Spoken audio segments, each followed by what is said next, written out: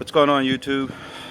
Alright, my name is Jimmy and I'm working here on a Nissan 2000 Nissan Sentra 1.8 liter doing a harmonic balancer. Sorry if I'm out of focus or what have you, but I know that there's not a lot of videos about how to take this off or how to get to it, so I'm going to run through this really quick for you, make it a little easy.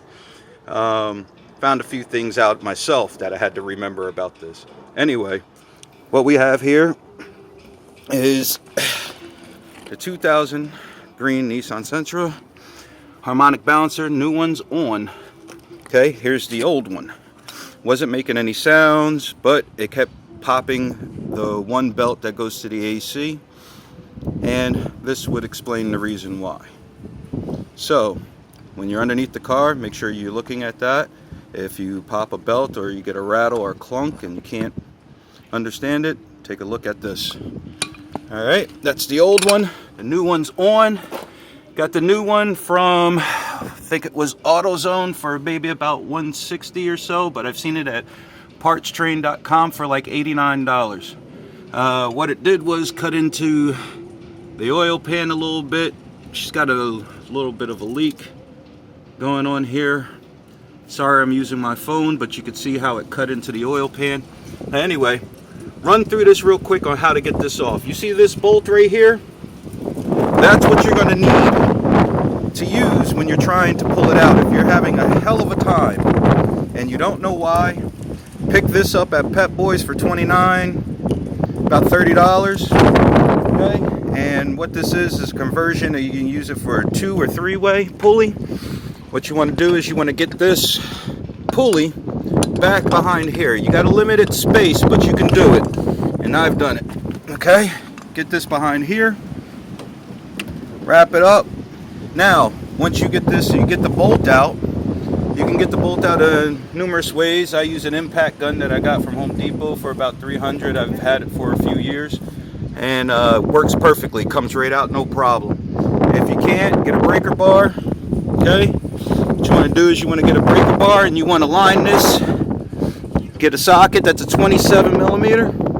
Get a socket on there. Get a breaker bar that's long enough, and stand it up against something like this. So this way it's wedged up against the ground. You don't really want to put it on the axle because you don't want to bend anything. But if you give a quick turn key, that will loosen the bolt up for you. Okay. If you don't have a torque, if you don't have an impact gun, or there's no other way. But you're definitely going to need this puller to get it off, and you're going to need to rent one of these for about $45, which is the install kit.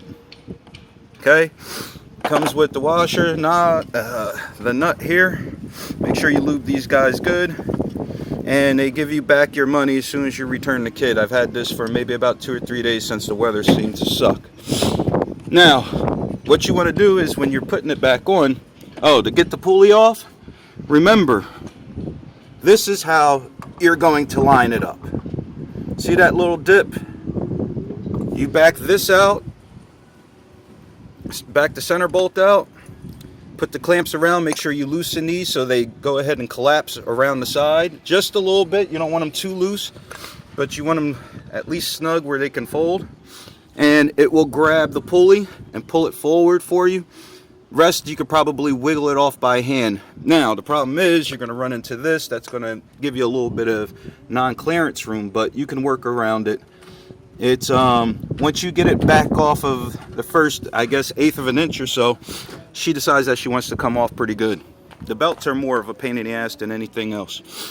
Anyway, $45 for this kit, okay? And you might want to invest in one of these, a strapper, but I don't know if you're going to need it. I didn't torque it down. I used an impact gun, and some Loctite. So we'll see what happens on that. Anyway, hopefully this will help you guys out some. Putting a new one on. Let me show you how to assemble this real quick. Okay, what you want to do is you want to find the threads that match, which is this one here. M16 2.0 thread, 2.0 pitch. Okay, what you want to do is you want to add this in. Okay, you want to add that in there, slide it in to the side. There's no thread in there, just slides in. This bolts go inside and connects. This is a 14 millimeter at this end. Now you want to tighten this up so this doesn't come out and get lost in the engine, or you'll have a hell of a time trying to get it out.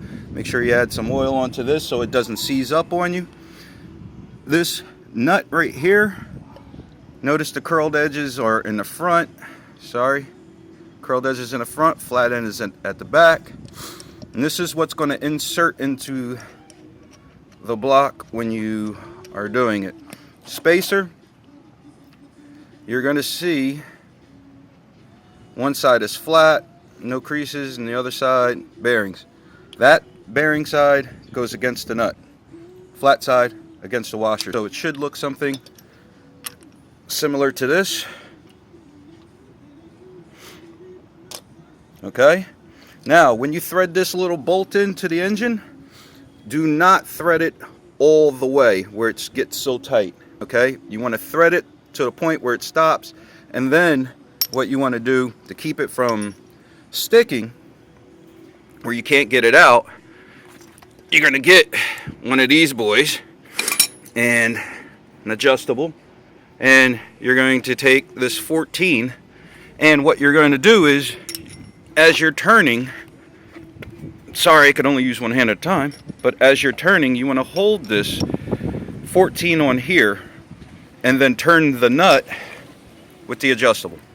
Okay, until she finally impacts on there. Be careful not to strip the threads. I've got the first one stripped, but I backed it off real easy. New one goes on, no problem. Make sure you lube everything up, and have a good day. Hopefully you guys